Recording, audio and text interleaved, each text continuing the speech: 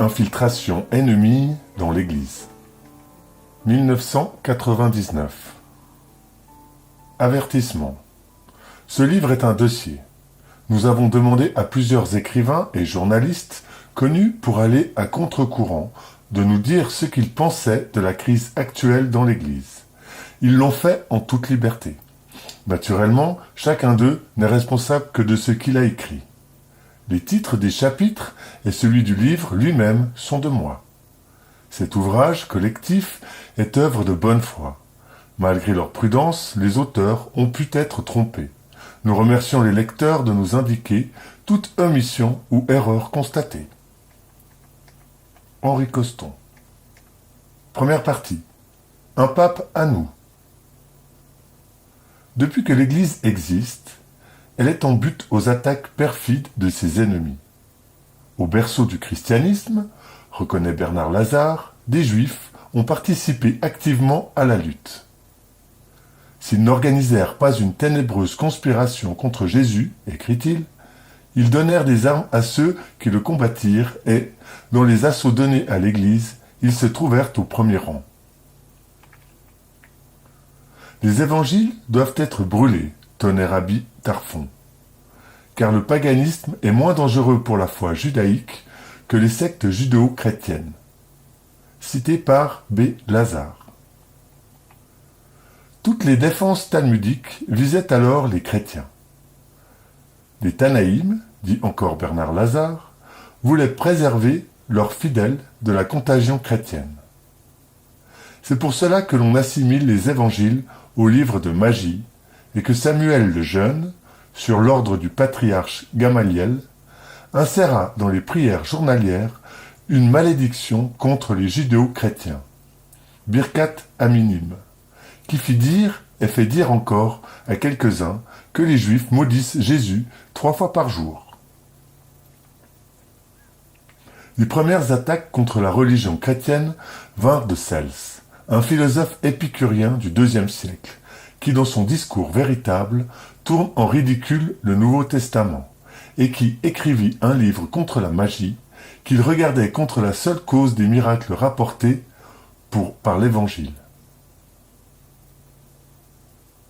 On reconnaît Bernard Lazare. Cels avait emprunté ses objections rationalistes aux Juifs de son temps. Et il ajoute : si les Juifs ne furent pas la cause de l'ébranlement des croyances, de l'affaiblissement de la foi, ils peuvent être comptés parmi ceux qui amènent cette décrépitude et les changements qui s'ensuivirent. Ils n'eussent pas existé que les Arabes et les théologiens hétérodoxes les eussent remplacés, mais ils existèrent. Et existant, ils ne furent pas inactifs. D'ailleurs, leur esprit travaillait au-dessus d'eux, et la Bible devint l'utile servante du libre examen. La Bible fut l'âme de la Réforme. Elle fut l'âme de la révolution religieuse et politique anglaise. C'est la Bible à la main que Luther et les révoltés anglais préparèrent la liberté. C'est par la Bible que Luther, Mélenchon et d'autres encore vainquirent le joug de la théocratie romaine et la tyrannie dogmatique. Ils les vainquirent ainsi par l'exégèse juive que Nicolas de Lyra avait transmis au monde chrétien. Et Lyra était l'élève des Juifs. Il était tellement pénétré de leur science exégétique qu'on l'a cru juif lui-même. Là encore, les Juifs ne furent pas la cause de la réforme, et il serait absurde de le soutenir, mais ils en furent les auxiliaires. De même, poursuit-il, dans tout le terrible antichristianisme du XVIIIe siècle, il importerait d'examiner quel fut l'apport, je ne dis pas du juif, mais de l'esprit juif. Il ne faut pas oublier qu'au XVIIe siècle, les savants, les érudits, comme Vagencey, comme Bortolocci, comme Buxtorf, comme Wolff, firent sortir de l'oubli les vieux livres de polémique hébraïque, ceux qui attaquaient la Trinité, l'incarnation, tous les dogmes et tous les symboles, avec l'âpreté judaïque et la subtilité que possèdent ces incomparables logiciens que forma le Talmud.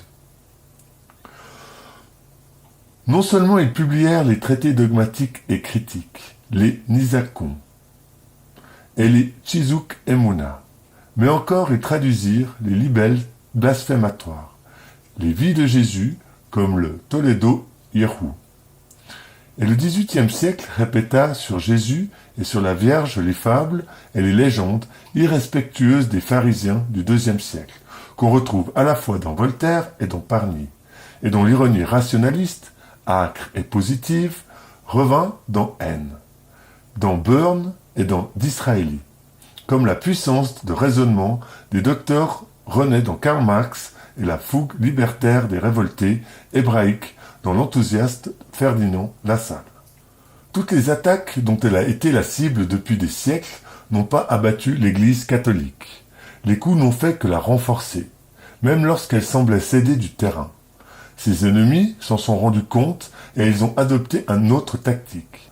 Puisque les assaillants n'avaient aucune chance de renverser les murailles qui la portèrent, ils emploieraient une autre méthode, celle du cheval de Troie.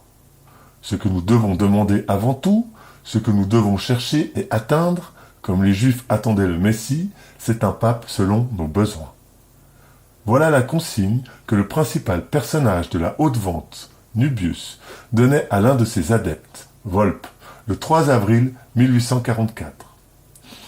Car, expliquait-il, nous devons arriver par de petits moyens, bien gradués, quoique assez mal définis, au triomphe de la Révolution par un pape. Qu'était cette haute vente? Comment avons-nous connaissance de son plan?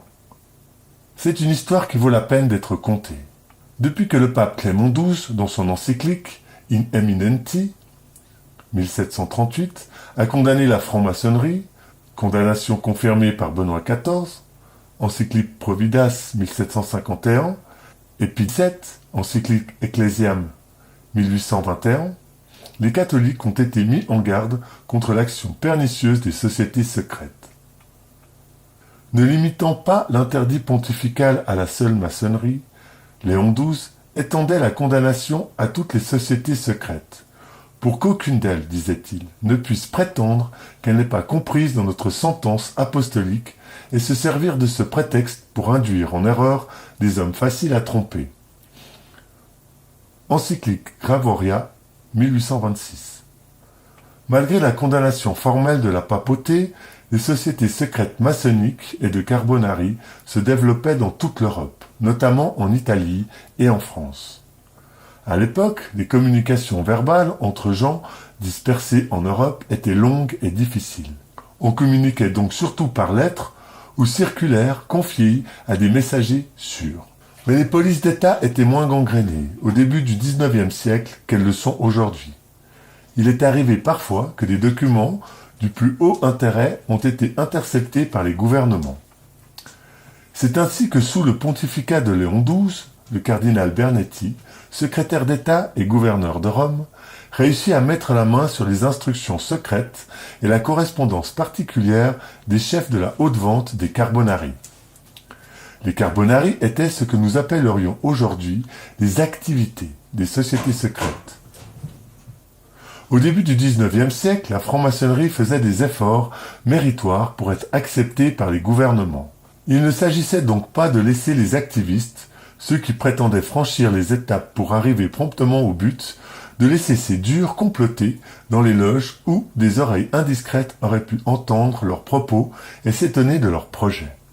Ces éléments seront donc regroupés en dehors de la maçonnerie officielle, sans éveiller l'attention et en éliminant, en laissant de côté ceux qui n'auront pas une formation suffisante.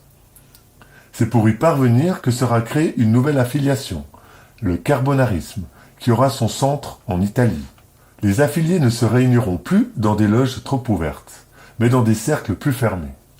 À l'origine, dans certaines régions où la police est vigilante, on cherchera, pour expliquer de trop fréquentes réunions, des alibis plausibles. C'est ainsi que se formeront, au début, des sociétés pour l'exploitation des forêts, la fabrication ou la vente du charbon de bois, permettant aux adhérents de se grouper dans des endroits déserts. Ils prendront le nom de charbonniers ou carbonari, et ce nom des premiers affidés servira à désigner ultérieurement l'ensemble de ce mouvement. À aucun moment il n'y aura de temple ayant pignon sur rue permettant, sous prétexte d'innocente dissertation, de comploter car il renfermait trop de frères incolores.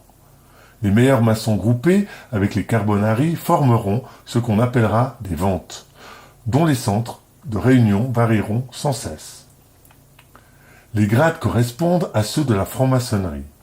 Les carbonari des 3 premiers grades, le plus élevé étant le grand élu, correspondent à ceux d'apprentis, compagnons et maîtres. Leurs titulaires forment les ventes locales.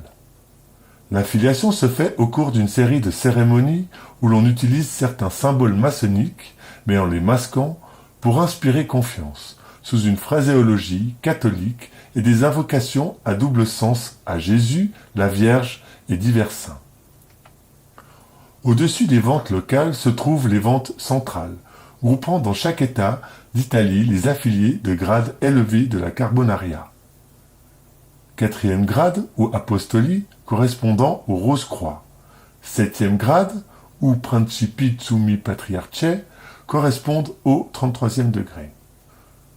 Le bout de l'oreille passe déjà au cours de l'initiation. Au 4e grade, tout devient même assez clair. Le récipiendaire s'engage en effet à renverser toutes les monarchies et spécialement les rois de la race des Bourbons. Au 7e grade, l'initié jure la ruine de toute religion et de tout gouvernement positif, qu'il soit despotique ou démocratique. Au-dessus des ventes locales et des ventes centrales, domine la haute vente qui donne les ordres.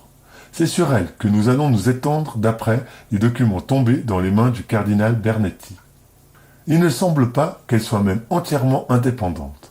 D'après certaines lettres, on a l'impression, très nette, qu'elle n'exerce son pouvoir qu'en vertu d'une sorte de délégation donnée par une organisation encore supérieure sur laquelle on ne possède pas de renseignements.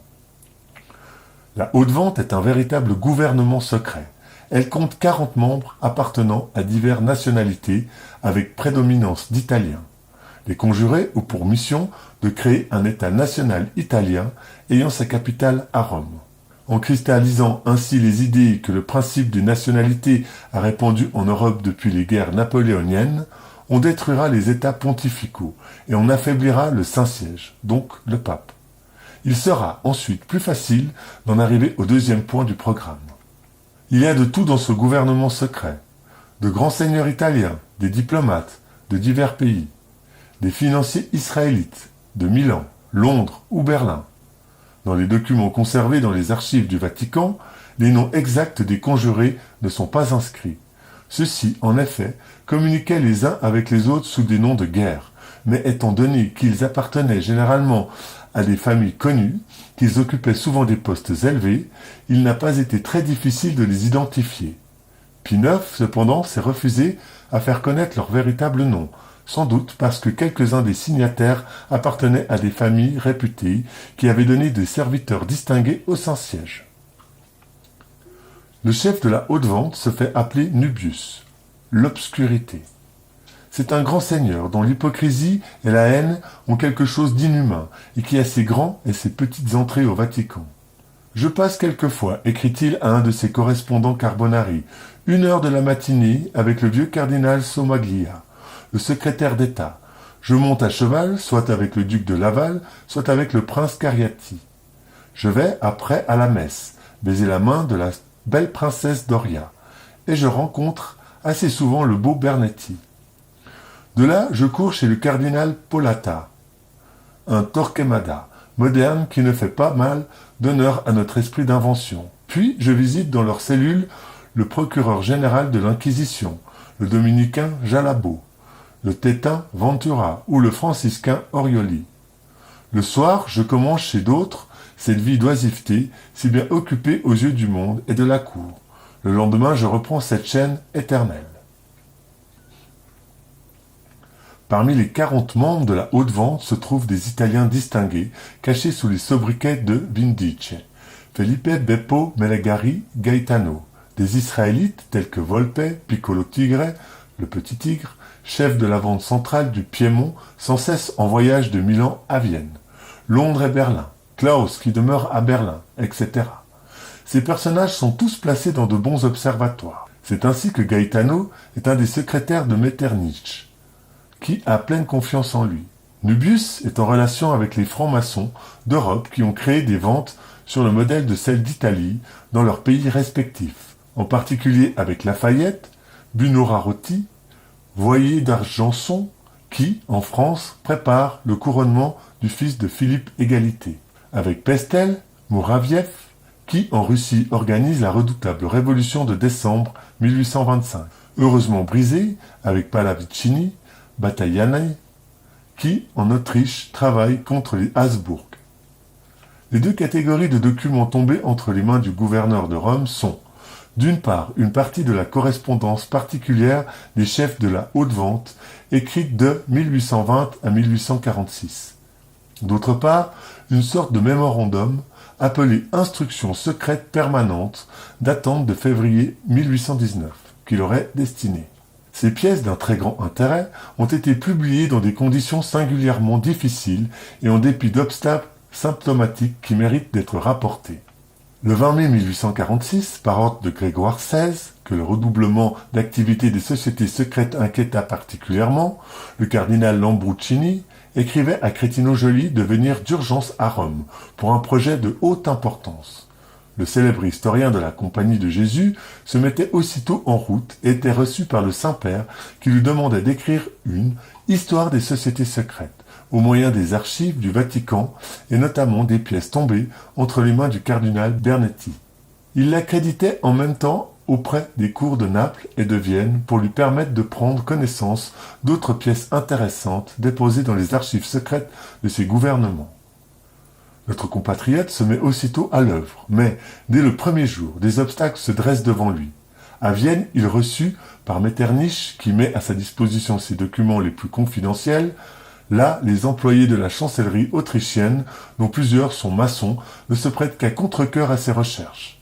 À Naples, il se heurte à un prêtre affilié au carbonarisme, du nom de Cocle, entré dans les ordres pour mieux servir la secte et devenu confesseur du roi Ferdinand.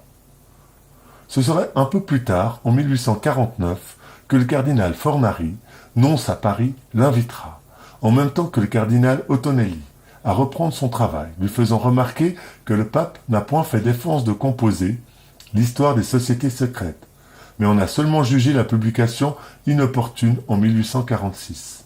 Bientôt, l'ouvrage est terminé, mais un nouvel obstacle se dresse. Monseigneur Garibaldi, porteur d'un nom célèbre dans la maçonnerie italienne, écrit à Crétino-Joly pour lui dire qu'après le service rendu en 1850 par le prince Louis-Napoléon au Saint-Siège, il est difficile de publier un livre où ce nom serait prononcé. De dépit, le célèbre historien jette au feu l'œuvre qu'il vient de terminer. L'histoire des sociétés secrètes était anéantie. Cependant, l'auteur regretta cet accès de colère et, grâce à certaines notes échappées de la catastrophe, il écrivit un second ouvrage, moins complet que le premier, mais néanmoins fort intéressant. L'Église romaine en face de la Révolution. En octobre 1858, Pie IX en lisait et en approuvait les épreuves. Il adressait à son auteur un bref, le remerciant d'avoir publié de tels documents. En même temps, Monseigneur Fioramonti, secrétaire des lettres latines, déclarait dans une note officielle que toutes les pièces produites provenaient des archives du Vatican et que le texte en avait été par lui confronté avec les originaux.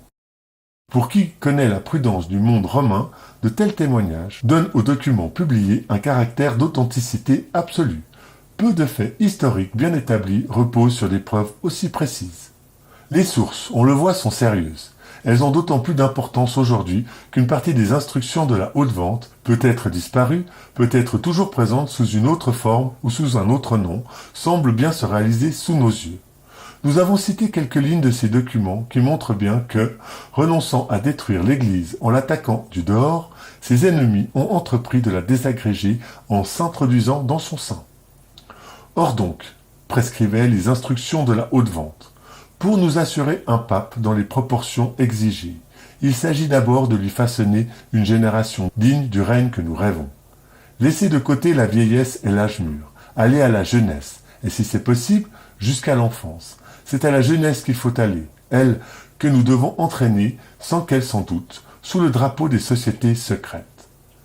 Pour avancer à pas compter dans cette voie périlleuse, mais sûre, deux choses sont nécessaires de toute nécessité. Vous devez avoir l'air simple comme des colombes, mais vous serez prudent comme le serpent. N'ayez jamais devant elle un mot d'impiété ou d'impureté. Une fois votre réputation établie dans les collèges, dans les gymnases, dans les universités et dans les séminaires, une fois que vous aurez capté la confiance des professeurs et des étudiants, faites que ceux qui principalement s'engagent dans la milice cléricale aiment à rechercher vos entretiens. Cette réputation donnera accès à nos doctrines au sein du jeune clergé, comme au fond des couvents. Dans quelques années, ces jeunes clergés aura, par la force des choses, envahi toutes les fonctions. Il gouvernera, il administrera, il jugera, il formera le conseil du souverain. Il sera appelé à choisir le pontife qui doit régner. Et ce pontife, comme la plupart de ses contemporains, sera nécessairement plus ou moins imbu des principes italiens et humanitaires que nous allons commencer à mettre en circulation. Que le clergé marche sous votre étendard, en croyant toujours marcher sous la bannière des chefs apostoliques. Tendez vos filets, comme Simon Barjona. Tendez-les au fond des sacristies, des séminaires et des couvents, plutôt qu'au fond de la mer. Et si vous ne précipitez rien, nous vous promettons une pêche plus miraculeuse que la sienne. Vous aurez pêché une révolution en tiare et en chape, marchant avec la croix et la bannière, une révolution qui n'aura besoin que d'être un tout petit peu aiguillonnée pour mettre le feu aux quatre coins du monde.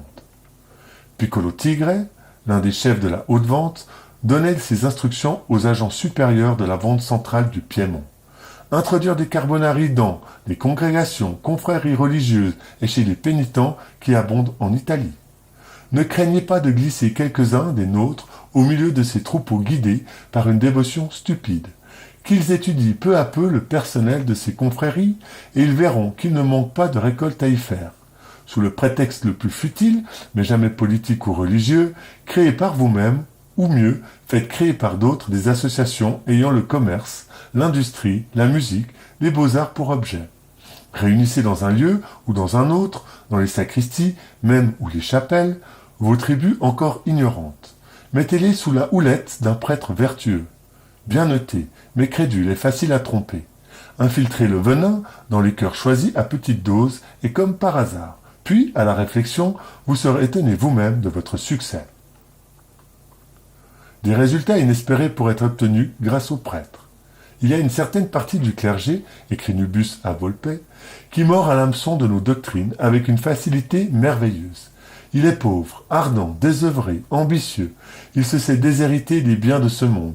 Il se croit trop honoré de la faveur du soleil pour pouvoir se réchauffer les membres et il grelotte tout en murmurant contre l'injuste répartition des honneurs et des biens de l'Église.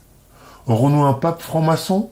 Quand on sait qu'un cardinal fortement suspecté d'affiliation maçonnique faillit succéder à Léon XIII et qu'il ne fut écarté de la tiare que sous l'intervention de l'empereur d'Autriche-Hongrie, on ne peut que redouter une semblable éventualité.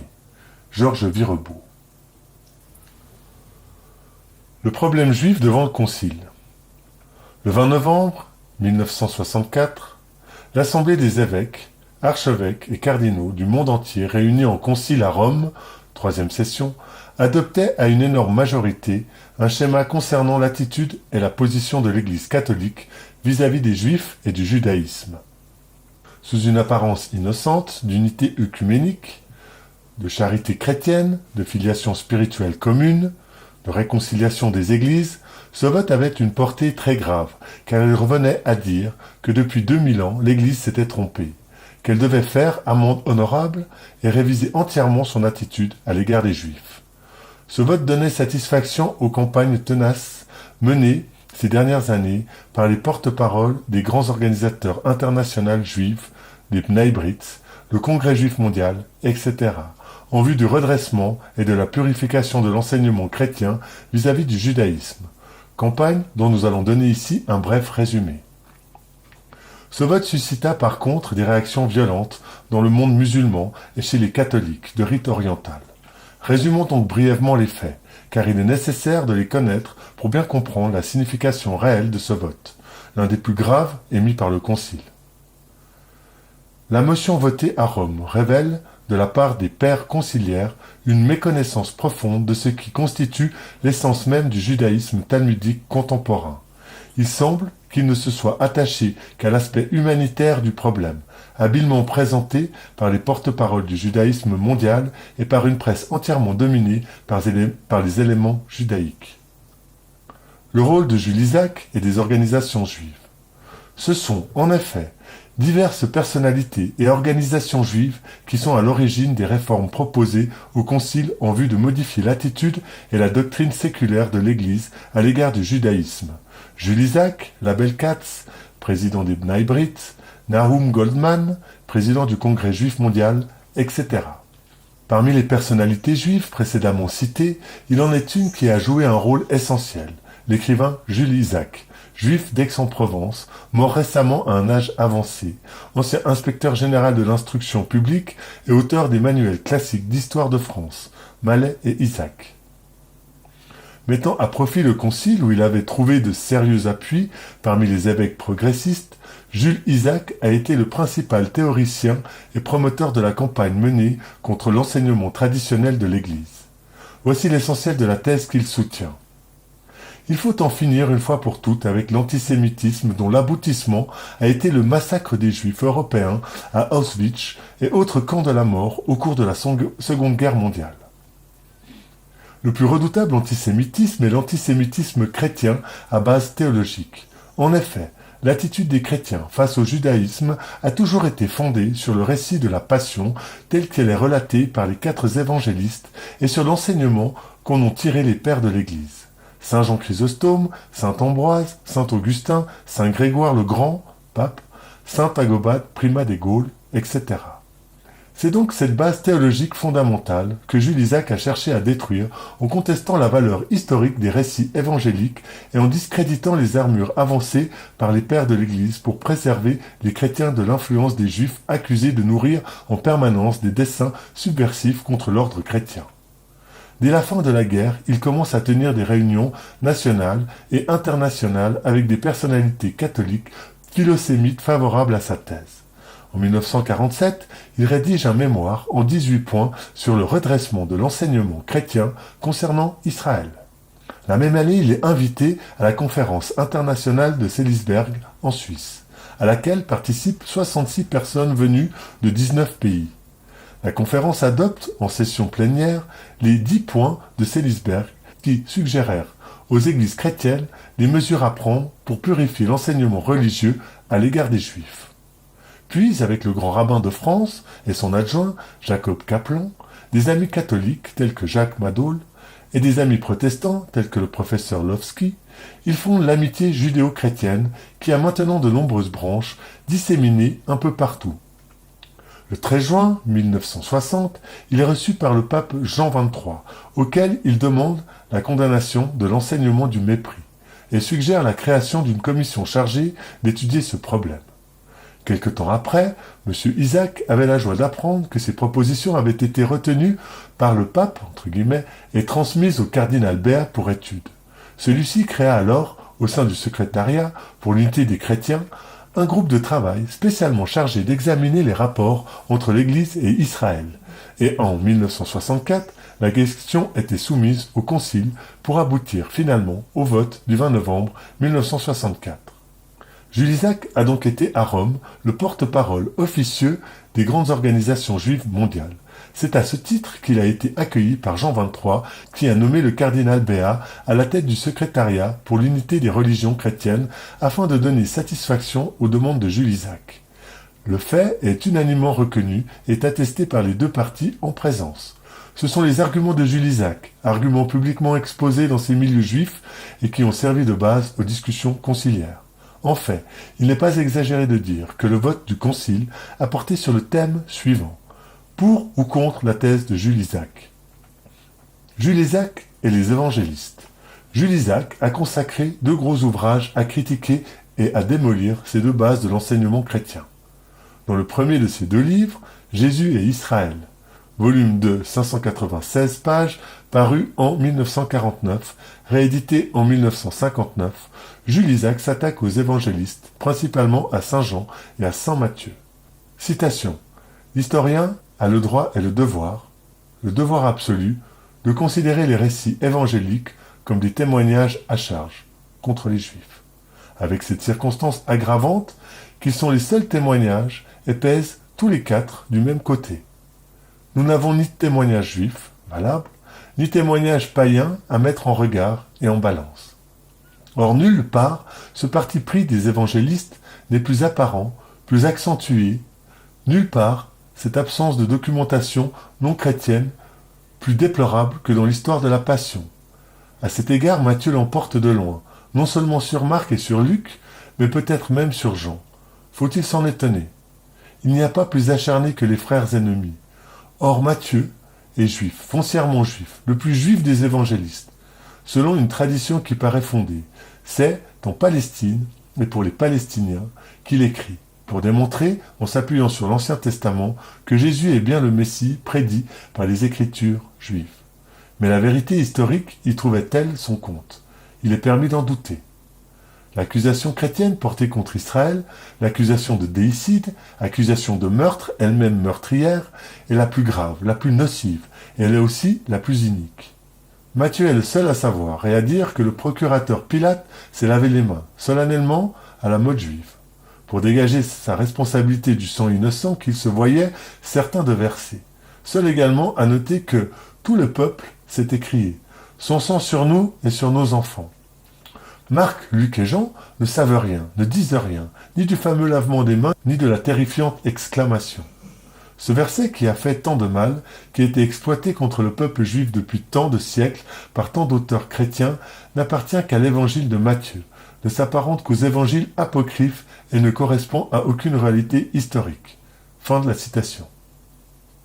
Bref, dans le récit de la Passion, revu et corrigé par Jules Isaac, les évangélistes nous apparaissent comme des fiefés menteurs, mais le plus venimeux est sans conteste Matthieu.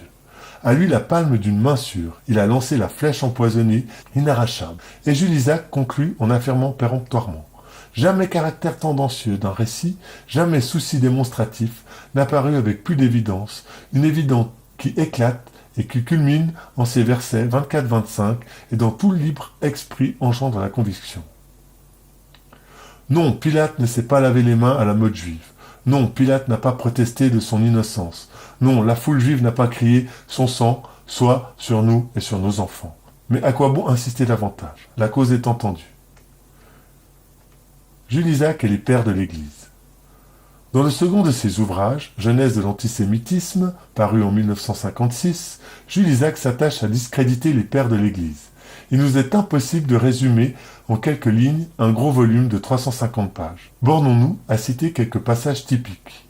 Citation. Contre le judaïsme et ses fidèles, nulle arme ne s'est révélée plus redoutable que l'enseignement du mépris, forgé principalement par les pères de l'Église au IVe siècle. Et dans cet enseignement, nulle thèse plus nocive que celle du peuple déicide.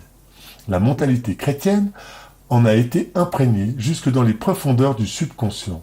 Ne pas le reconnaître et le souligner, c'est ignorer ou camoufler la source majeure de l'antisémitisme chrétien.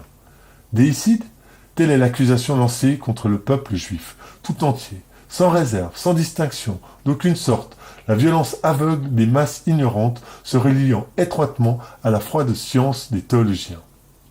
Accusation capitale à laquelle est lié le thème du châtiment capital, de la terrifiante malédiction pesant sur les épaules d'Israël, expliquant, et par avance justifiant, son misérable destin, ses plus cruelles épreuves, les pires violences commises contre lui, les flots de sang qui s'échappent de ses plaies sans cesse réouvertes et à vif.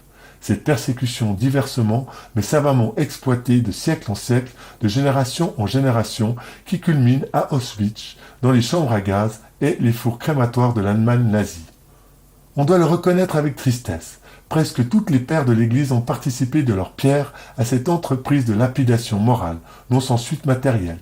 Saint Hilaire de Poitiers comme Saint Jérôme, Saint Éphrem comme Saint Grégoire de Nice, et Saint Ambroise et Saint Épiphane, celui-ci juif de naissance, et Saint Cyril de Jérusalem, et j'en passe. Mais dans cette illustre cohorte, vénérable à tant d'autres égards, deux noms, entre tous, ont droit à une mention spéciale, le grand orateur grec Saint Jean Chrysostome.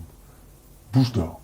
Par l'abondance et la truculence des invectives, par le débordement des outrages, le grand docteur de la latinité chrétienne, saint Augustin, par sa merveilleuse et dangereuse ingéniosité dans l'élaboration d'une doctrine cohérente. Saint Jean Chrysostome. En 1386, saint Jean Chrysostome commença à prêcher à l'Antioche, où existait une importante communauté juive. Il débuta par 8 homélies contre les juifs, dont le ton est souvent d'une violence inouïe. On y trouve réunis tous les griefs, toutes les injures. C'est chez lui qu'apparaît le mieux, avec une violence et parfois une grossièreté inégalée, cette fusion d'éléments empruntés à la veine antisémite, populaire et de griefs spécifiquement théologiques, cette utilisation des textes bibliques qui sont la marque propre de l'antisémitisme chrétien. Osons le dire tout net, quel qu'ait été le but visé, cette démesure dans l'outrage et la calomnie est une chose révoltante de la part d'un orateur sacré. De tels germes de mépris et de haine lèvent toujours. Beau travail, belle moisson. Il faut comprendre où mènent les figures de rhétorique proférées par une bouche d'or et reprises en chœur à travers les siècles par les myriades des disciples. Les figures de rhétorique ont pris consistance vitale, virulente, et elles se sont incrustées dans les milliers d'âmes. Qui donc oserait croire que l'âme chrétienne en soit aujourd'hui délivrée? Qui peut dire si l'on n'arrivera jamais à l'en délivrer? Et après les prédicateurs chrétiens, voyez venir les idées libellistes, les Streicher nazis. Saint Augustin. Moins violent que l'orateur grec, écrit Jules Isaac, saint Augustin n'en est pas moins passionnément hostile au judaïsme et aux juifs, pas moins soucieux de lutter contre leurs influences persistantes, d'en préserver les fidèles, de les munir d'une provision d'arguments valables, en vue de controverses avec ses opiniâtres, ses réprouvés. La méthode est la même, très proche, les points de vue et l'interprétation de l'écriture. Bien avant la venue du Sauveur, le judaïsme s'est progressivement corrompu, desséché, flétri. Passé la révélation du Christ, il n'a plus d'autres inspirateurs que Satan. Ceux qui avaient été jadis les fils privilégiés de Dieu sont devenus les enfants du démon. Dans cet enseignement passionné qui a traversé les siècles et qui, de nos jours, ose encore élever la voix, il n'y a pas plus de respect pour la vérité scripturaire que pour la vérité historique. De la déplorable crucifixion comme de la dispersion, on ne craint pas de se faire une arme cruellement aiguisée pour mieux meurtrir le vieil Israël. Encore n'ai-je pas dit l'essentiel, l'apport doctrinal propre à saint Augustin, à son esprit délié, l'élaboration d'une thèse ingénieuse, opportune et par là destinée à la plus grande fortune théologique, la doctrine du peuple témoin. Dès maintenant, nous voyons aussi la différence radicale qui sépare le système chrétien d'avilissement de son imitateur moderne, le système nazi. Aveugles et ignorants, ceux qui méconnaissent leurs 1000 liaisons profondes. Celui-ci n'a été qu'une étape, une brève étape précédant l'extermination massive. Celui-là, au contraire, impliquait la survie, mais une survie honteuse, dans le mépris et la déchéance. Il était donc fait pour durer et pour nuire, supplicier lentement des millions de victimes innocentes. Cet enseignement, qui s'est poursuivi pendant des siècles, a créé une tradition vivace, infiniment nocive, tradition meurtrière dont j'ai dit, et je répète qu'elle mène à Auschwitz.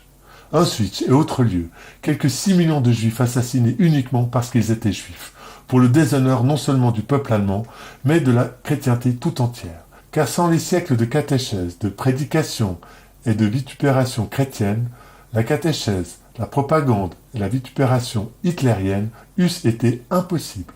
Tant que les églises et les peuples chrétiens n'auront pas reconnu leurs responsabilités initiales, tant qu'ils n'auront pas à cœur de les effacer, l'antijudaïsme gardera sa virulence. L'archevêque d'York constatait naguère qu'il existe en Grande-Bretagne un antisémitisme latent.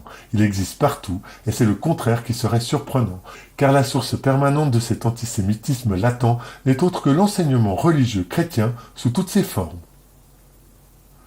Ce que Jules Isaac exige du Concile.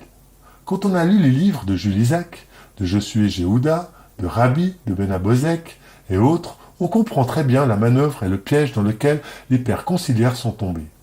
L'Église, nous dit Jules Isaac, est seule coupable. Les Juifs sont totalement innocents, purs de toute responsabilité. Celle-ci incombe à l'Église dont l'enseignement est la source profonde et durable de l'antisémitisme. Cet antisémitisme qui a bouillonné pendant des siècles pour aboutir à ce lieu maudit, Auschwitz. C'est donc à l'Église seule qu'il incombe de faire acte de réparation en purifiant et en rectifiant son enseignement millénaire. Et Jules Isaac en vient aux réalisations pratiques. Il demande, ou plutôt exige du Concile, la condamnation et la suppression de toute discrimination raciale, religieuse ou nationale à l'égard des Juifs, la modification ou la suppression des prières liturgiques concernant les Juifs, celle du Vendredi Saint en particulier, l'affirmation que les Juifs ne sont aucunement responsables de la mort du Christ dont la faute incombe à l'humanité entière.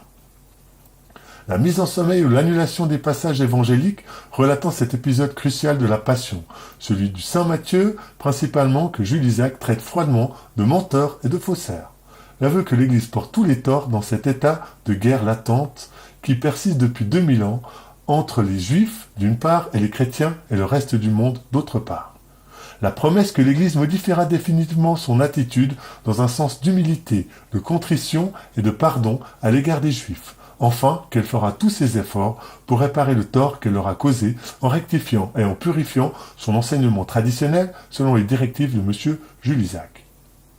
Malgré l'insolence de son ultimatum et en dépit de son virulent réquisitoire contre les évangiles et contre les enseignements des pères de l'Église, qui trouvent son fondement dans les paroles mêmes du Christ, Jules Isaac a trouvé chez les prélats modernes et à Rome même de puissants appuis, à commencer par les nombreux adeptes de l'amitié judéo-chrétienne. Quand Jules Isaac et consorts sont venus à Rome, ils se sont bien gardés de mentionner ces passages de leurs livres. Ils ont parlé de charité chrétienne, d'unité œcuménique, de filiation biblique commune, d'amitié judéo-chrétienne, de lutte contre le racisme, de martyrs du peuple juif. Et le coup a réussi, puisque 1151 évêques, cardinaux, archevêques et pères conciliaires ont voté la réforme de l'enseignement catholique conformément aux directives de Jules Isaac, des Bnei Brit et du Congrès juif mondial. Bien entendu, quand ils sont venus à Rome préparer le vote conciliaire, Jules Isaac et les chefs des organisations juives n'ont pas dit au pape et aux évêques. Vos évangélistes sont de fiefs menteurs.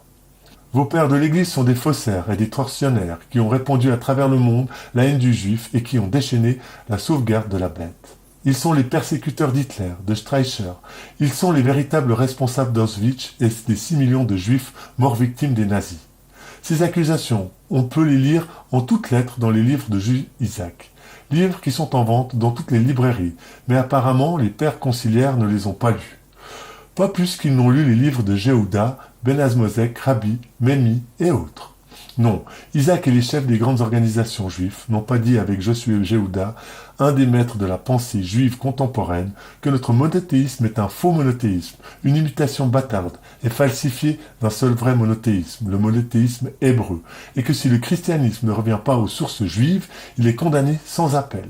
Ils n'ont pas dit avec Ben Azmozek, qui est une des gloires de la pensée juive contemporaine. Citation. La religion chrétienne est une fausse religion, soi-disant divine. Il n'y a pour elle et le monde qu'une voie de salut, revenir à Israël. Fin de citation. Ils n'ont pas dit avec Memmi. Citation. Votre religion est aux yeux des Juifs un blasphème et une subversion. Votre Dieu est pour nous le diable, c'est-à-dire le condensé du mal sur la terre. Fin de citation. Ils n'ont pas dit avec Rabbi. Citation. La conversion du juif au christianisme est trahison et idolâtrie, car elle implique le blasphème suprême, la croyance en la divinité d'un homme. Fin de citation. Ils se sont bien gardés d'effrayer Rome en dévoilant leurs pensées, et ils ont réussi à gagner à leur cause un certain nombre de prélats. Tout cela est vraiment une histoire étrange. La manœuvre a été menée avec une suprême habileté, et elle a réussi. Le vote est là pour en témoigner. 1650 et un père conciliaire ont estimé que la version de la Passion selon Jules Isaac était préférable à celle de Saint Jean et de Saint Matthieu. Ces 1151 évêques, archevêques et cardinaux ont admis que l'enseignement de Saint Jean Chrysostome, de Saint Augustin, de Saint Grégoire le Grand, Saint Ambroise et Saint Agobard devait être purifié et rectifié conformément aux injonctions de Jules Isaac, dont un écrivain juif, Rabbi, déclarait récemment que son livre « Jésus et Israël » était l'arme de guerre la plus spécifique contre un enseignement chrétien particulièrement nocif, c'est-à-dire l'enseignement codifié par les pères de l'Église ci-dessus mentionné. En modifiant la liturgie du Vendredi Saint et en supprimant entre autres la prière des impropères, ces 1651 évêques ont donné raison à Jules Isaac qui dit en parlant des impropères. Citation. On ne saurait dire ce qui est le plus frappant, leur beauté ou leur iniquité. Fin de citation. Apparemment, les évêques ont estimé que l'iniquité de cette prière l'emportait sur sa beauté. Bref, ce vote du 20 novembre 1964, sous ses apparences de charité chrétienne, de réconciliation des églises, d'unité œcuménique, est une étape de plus dans la voie de la démission, de l'abandon du christianisme traditionnel et du retour au judaïsme. Au soir du 20 novembre 1964, Juifs et progressifs exultaient. La partie était gagnée. L'Église avait capitulé, mais brusquement, tout fut remis en question.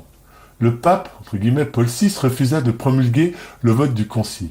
Il estimait qu'une question aussi grave, qui faisait depuis 1500 ans l'objet d'un âpre affrontement judéo-chrétien, qui mettait en cause l'essence même de la doctrine chrétienne, ne pouvait être tranchée à la légère.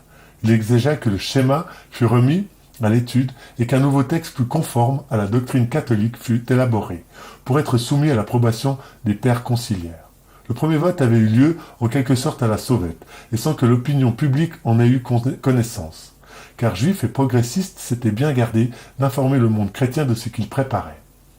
Les traditionalistes avaient été pris par surprise, mais cette fois l'opinion publique était alertée, et la bataille s'engagea avec une âpreté farouche. De part et d'autre, des laïcs entrèrent en lice et participèrent au combat. La grande presse, Le Monde, Le Figaro, le New York Times y consacraient de longs articles. La presse progressiste se déchaînait. Traditionnalistes et anti-subversifs de tout pays répliquaient en diffusant à travers tout Rome une série de brochures parfois retentissantes. Dans l'enceinte de Saint-Pierre, les prélats conciliaires s'affrontaient avec violence. Le cardinal Béat, entouré d'une corde de théologiens progressistes français, allemands, hollandais, s'opposait à Monseigneur Carli, à Monseigneur de Proenza, Sigaud et à Monseigneur Lefebvre qui défendaient la cause traditionnaliste. Les B'nai-B'rith, le congrès mondial juif, l'Anti-Diffamation League, se démenaient avec frénésie en faveur de la cause juive. Finalement, dans cette atmosphère révolutionnaire, de fièvre et de bataille, un texte nouveau fut élaboré et soumis en octobre 1965 au vote des pères conciliaires. Il était, sur plusieurs points essentiels, très différent du premier, beaucoup plus conforme à la doctrine traditionnelle de l'Église catholique. Et sauf sur un point très discutable, il calmait les craintes les plus vives des catholiques traditionnalistes stigmatisés du nom d'intégristes. Le 14 octobre 1965, il était approuvé par une majorité de pères conciliaires et il fut aussitôt définitivement promulgué par le pape. La lutte du judaïsme contre le traditionnalisme catholique. En ceci nous amène au rôle du cardinal Béat à Rome. Il a été jusqu'ici longuement question de Jules Isaac. Parlons un peu maintenant du cardinal qui a été, avec Jules Isaac, le deuxième pilier de l'affaire. Son rôle comme chef de secrétariat, il a été capital et pendant toute la durée du concile, il a été le leader incontesté de la fraction progressiste. Inconditionnellement favorable aux juifs et hostile aux traditionalistes, d'âpres polémiques y ont opposé l'éminent théologien traditionnaliste Monseigneur Calli et le cardinal Béat sur la question juive. L'ardeur pro-juive du cardinal Béat a soulevé des véhémentes protestations à Rome et de graves accusations ont été portées contre lui. On l'a accusé. 1. D'être d'origine juive. Son nom serait en réalité Béja ou Béar. Et ses deux adjoints immédiats, Monseigneur Baume et Monseigneur Osterreich, sont des juifs convertis. 2. D'avoir été pendant toute la durée du concile un agent secret des B'nai-B'rith, la puissante et redoutable organisation mondiale juive dont le siège social est aux USA. 3. D'avoir reçu des B'nai-B'rith et autres organisations juives américaines des sommes considérables pour soutenir et défendre la cause juive à Rome. Ces accusations manquaient toutefois de preuves formelles et indiscutables, car ce sont là des faits qu'il est excessivement difficile à prouver. Un article explosif de Luke. Mais le 25 janvier 1966 paraissait aux États-Unis un document explosif. Il s'agissait de la revue Look. Look est avec Life et le Saturday Evening Post une des grandes revues illustrées américaines. Elle atteint le tirage fantastique de 7 500 000 exemplaires. L'éditorial de Look était consacré aux problèmes juifs devant le concile, et on y trouvait un récit détaillé des négociations secrètes menées par le cardinal Béat à New York avec les dirigeants des B'nai-B'rith et du comité juif américain. Cet article, fort long et très documenté, était signé du rédacteur en chef de la revue, J. Roddy, et accompagné de photos montrant le cardinal Béat en discussion avec le rabbin Heschel et aux autres dirigeants des B'nai-B'rith. La revue portait sur la couverture un titre provoquant. Comment les Juifs ont changé la pensée catholique. Et voici un passage typique. Citation. L'affirmation, faite à Rome, que les Juifs s'étaient infiltrés dans l'Église inquiétait les antisémites, car, effectivement, parmi les prélats juifs travaillés à Rome sur la déclaration juive, il y avait Monseigneur Baume et Monseigneur Osterreicher, qui, faisant partie de l'état-major de Béat, et Béat lui-même, selon le quotidien Al-Gomouria, du Caire, était un juif appelé Béhar. Ni Baume ni Osterreicher n'étaient avec Béat à la fin de l'après-midi du 31 mars 1965, lorsqu'une limousine vint chercher le cardinal à l'hôtel Plaza à New York pour le mener 6 blocs plus loin au bureau du comité juif américain. Là, un Sanhédrin attendait le chef du secrétariat pour l'unité des religions chrétiennes. La réunion fut tenue secrète vis-à-vis de la presse. Béat voulait que ni le Saint-Siège, ni la Ligue arabe sachent qu'ils étaient là pour écouter les questions auxquelles les Juifs désiraient une réponse. Fin de citation. Luke donne ensuite un aperçu des sujets qui furent discutés au cours de cette conférence. Le cardinal s'y montre un partisan convaincu des thèses de Jules Isaac. Puis, il nous montre parallèlement les efforts frénétiques faits à Rome par les représentants des grandes organisations juives, Nightbreed, Comité juif américain, Congrès juif mondial, pour faire triompher leur point de vue. Luke semble entretenir des relations étroites avec les milieux juifs, et les Nightbreed, ainsi que le Comité juif américain, lui ont manifestement fourni les documentations très précises et très complètes de cet article. Pour des raisons connues de seuls, il tenait maintenant à rendre publiques ces négociations qui avaient été menées jusqu'alors dans un profond secret. Profondément déçu de n'avoir pas réussi à conserver la victoire qu'il croyait avoir gagnée par le vote de 1964, il faisait retomber sur le cardinal le poids de leurs amertumes. Le souverain pontife parle à Notre-Dame de la Guadeloupe. Il y a dans cet article de Luc un passage qui revêt une importance particulière. Il concerne la ferme de Notre-Dame de Guadeloupe. Le 4 avril 1965, dimanche de la Passion, le Saint-Père alla en personne prêcher le sermon de la Passion dans une église de la banlieue romaine. Notre-Dame de la Guadeloupe, selon l'Osser Votaro Romano, le pape prononça les paroles suivantes. C'est une page grave et triste que celle-là, qui nous raconte, en effet, la rencontre entre Jésus et le peuple juif. Ce peuple était prédestiné à recevoir le Messie, et l'attendait depuis des milliers d'années, et il était complètement absorbé dans cette espérance et cette certitude. Mais au moment même, c'est-à-dire quand le Christ vient, parle et se manifeste, non seulement ils ne le reconnaissent pas, mais ils le combattent. Le calomnie, l'injurie et finalement le mettent à mort. Sur ce, protestation furieuse des communautés juives italiennes. Citation. Le docteur Sergio Piperno, président de l'Union des communautés israélites italiennes, et le docteur Elio Toaf, grand rabbin de Rome, en signe de protestation contre une phrase prononcée par le Saint-Père dans l'homélie du dimanche de la Passion, ont envoyé au Vatican le télégramme suivant. Juifs italiens expriment leur douloureuse stupeur pour confirmation, accusation à charge peuple hébreu dans la mort de Jésus, contenue dans homélie souveraine pontife, prononcée dans l'imminence de la Pâque, dans paroisse romaine Notre-Dame de Guadeloupe et rapportée presse officielle vaticane, renouvelant ainsi accusation, déicide, souffre séculaire, tragique injustice vis-à-vis des Juifs, à laquelle affirmation solennelle Concile Vatican semblait mettre fin pour toujours. Et voici que Luc écrit un sujet de l'affaire de Notre-Dame de Guadeloupe. Lorsque le vote de 1964 fut connu, il y eut une explosion de joie considérable parmi les Juifs des États-Unis parce que leur déclaration avait finalement été promulguée. En fait, elle ne l'avait pas été. Il y avait, en effet, de nouvelles difficultés à surmonter. À Segni, près de Rome, l'évêque Luigi Carli écrivit, dans le numéro de février 1965 de sa revue diocésaine, que les Juifs de l'époque du Christ et que leurs descendants, jusqu'à nos jours, étaient collectivement responsables de la mort du Christ. Quelques semaines plus tard, le dimanche de la Passion, à une messe de la périphérie de Rome, le pape Paul parla de la crucifixion et de la lourde responsabilité des Juifs dans cet événement. Le chef rabbin de Rome, Élie Toaf, déclara dans une réponse attristée que même chez les personnalités catholiques les plus qualifiées, l'imminence de la fête de Pâques faisait ressurgir tous les vieux préjugés. Le 25 avril 1965, citation, le New York Times lança une nouvelle très troublante. La déclaration sur la question juive, dit-il, était en péril et le pape l'avait remise à 4 consultants pour éliminer toute contradiction avec les Écritures et pour la rendre plus acceptable aux Arabes. Lorsque 3 jours après, le cardinal Béat arriva à New York, il démentit l'histoire du New York Times en disant que son secrétariat pour l'unité des religions chrétiennes avait toujours le plein contrôle de la déclaration sur la question juive. Puis il présenta des excuses pour le sermon de Paul. Gardez présent à l'esprit, dit-il, que le pape s'adressait à une assemblée de croyants fidèles, composée de gens du peuple simple et ordinaire, et qu'il ne parlait pas devant une élite cultivée. Quant à l'évêque antisémitiste de Segni, le cardinal affirma que le point de vue de Carli n'était nullement celui du secrétariat.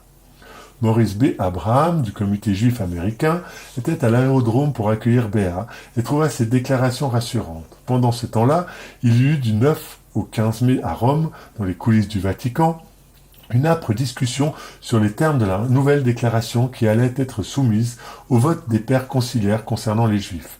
La discussion fut close le 15 et les évêques, qui avaient pris part à ces réunions, se séparèrent sans que rien n'était filtré au dehors des décisions qu'ils avaient adoptées. En fait, comme le déclare Luc, le mal était fait. Une déclaration entièrement nouvelle sur la question devait sortir de ces discussions. Pendant ce temps, les journaux juifs américains se lançaient dans une campagne acharnée pour essayer de faire pression sur le Vatican. Mais les choses allaient vite. Le texte de la nouvelle déclaration fut publié sous une forme très édulcorée, comme le Times l'avait annoncé. Puis le pape s'envola pour l'Assemblée des Nations Unies, où son discours de jamais plus la guerre fut un triomphe. Puis il accueillit le président du comité juif américain dans une église de l'East Side. Le sort de la déclaration était toujours en suspens et l'opposition ne restait pas inactive. Non contente d'une déclaration édulcorée, elle voulait obtenir une victoire totale en s'opposant à toute déclaration sur la question juive. De leur côté, les Arabes soumettaient respectueusement un mémorandum de 28 pages aux évêques conciliaires leur demandant de préserver la foi d'une alliance judéo-communiste. À Rome, citation, le vote conciliaire était définitivement fixé au 14 octobre. Les représentants des organisations juives Lichten et Schuster téléphonaient fiévreusement au comité juif américain et au Bnei Brit de New York, mais il n'y avait plus beaucoup d'aide à en attendre. Ce fut finalement Monseigneur Higgins qui fit de son mieux pour les convaincre que les enjeux étaient faits, et qu'il fallait se contenter pour le moment de ce qu'ils avaient obtenu, car si on voulait aller trop loin, trop fort, on aboutirait à un concile tellement divisé que le pape refuserait de promulguer quoi que ce soit sur ce sujet. De son côté, l'abbé René Laurentin, correspondant du Figaro, envoya un dernier appel à tous les évêques. Finalement, le vote eut lieu à la date annoncée. 1763 évêques votèrent en sa faveur, 250 votèrent contre.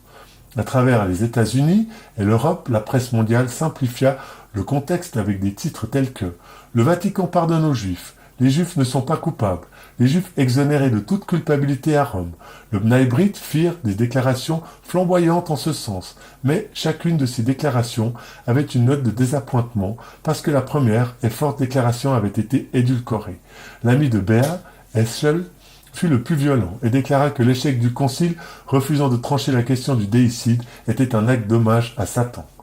Aux États-Unis, on crut communément qu'une sorte de pardon avait été accordé aux Juifs. Cette idée fut lancée et soutenue par la presse, mais en fait, cette idée n'avait aucune base dans la déclaration. Finalement, les Bnei Brit et le comité juif américain durent reconnaître qu'une grande partie de la résistance arabe et de l'intransigeance des théologiens était une réaction contre l'intense pression que les organisations juives avaient exercée sur le concile. Bien des catholiques sont d'avis que l'énergie dépensée par les Juifs fit plus de mal que de bien. Si le concile avait pu délibérer en secret, sans pression extérieure, la déclaration sur la question juive aurait été plus forte. Il y eut beaucoup d'évêques au concile qui ressentirent vivement cette pression juive à Rome, et qui en furent choqués. Ils pensèrent que les ennemis de Béat avaient raison quand ils virent les secrets du concile divulgués dans la presse américaine. Il veut livrer l'Église aux Juifs, dirent les adversaires haineux du vieux cardinal, et quelques théologiens dogmatiques du concile partagèrent cette opinion. Le père Félix Morion, de l'université Prodea, qui dirige le groupe d'études travaillant en liaison étroite avec le comité juif américain, fut d'avis que le texte promulgué était le meilleur qu'on pouvait obtenir. Nous aurions pu battre les dogmatistes, insistait-il. Effectivement, il l'aurait pu, mais il en serait résulté une cassure dans l'Église. Résumons les faits tels qu'ils sont relatés par Luc. Le pape s'étant permis le dimanche de la Passion de lire et commenter l'évangile de saint Matthieu, le cardinal Béat se précipite à New York et va présenter au Bnei Brit ses excuses pour ce malencontreux sermon. Il leur dit ceci. Ne tenez pas compte de ce sermon, gardez présent à l'esprit que le pape s'adressait à une assemblée de croyants fidèles, composée de gens du peuple, simples et ordinaires, et qu'il ne parlait pas devant une élite cultivée. Faut-il en conclure qu'aux yeux du cardinal Béat, seuls des gens de peuple simple et ordinaire peuvent encore croire à la véracité de l'évangile de saint Matthieu? Si tel est le cas, ce serait le triomphe posthume de Jules Isaac, d'avoir réussi à persuader le cardinal que saint Matthieu était un menteur. Quoi qu'il en soit, un cardinal occupant un des plus hauts postes de la hiérarchie catholique, présentant des excuses aux Juifs parce que le pape s'est permis en Semaine Sainte de lire et commenter l'évangile de la Passion, voilà le fruit du vote de 1964, et un spectacle qu'on n'avait jamais vu au cours des 2000 années de l'histoire du christianisme. Cet article de Luc est excessivement troublant. Il a été lu par 7 500 000 personnes et pourtant il n'y a eu jusqu'ici aucun démenti. Il ne s'est trouvé personne dans toute l'Église catholique pour s'étonner, se lever et demander des explications. Puisque l'affaire a été lancée par Luc dans le domaine public et puisque le Vatican n'y a opposé aucun démenti, nous sommes obligés de conclure que les accusations portées à Rome contre le cardinal Béat étaient exactes, qu'il s'est entendu secrètement avec les chefs du Mnaïbrit et autres grandes organisations juives mondiales pour faire triompher le point de vue juif au concile, que les Mnaïbrites ont exercé pendant toute la durée du concile une censure occulte sur le Vatican et sur le pape lui-même, puisque le cardinal Béat s'est vu obligé d'aller à New York excuser et justifier devant le Mnaïbrit le sermon de Semaine Sainte du pape Paul VI. Si le vote de 1964 avait été promulgué, les Juifs se seraient sentis en droit d'interdire la lecture en chair des passages de Saint Jean et de Saint Matthieu qui ont à leurs yeux un relent formel d'antisémitisme, et il faudrait dire des messes pour le repos de l'âme et le pardon des péchés de Saint Jean Chrysostome, Saint Augustin, Saint Grégoire le Grand, Saint Agobard et autres docteurs de la chrétienté. Pamphlétaires orduriers et théologiens venimeux, coupables d'avoir déchaîné sur le monde la sauvagerie de la bête, précurseur d'Hitler, d'Himmler, de Streicher et véritable responsable de l'idéologie d'Auschwitz. Léon Ponsin.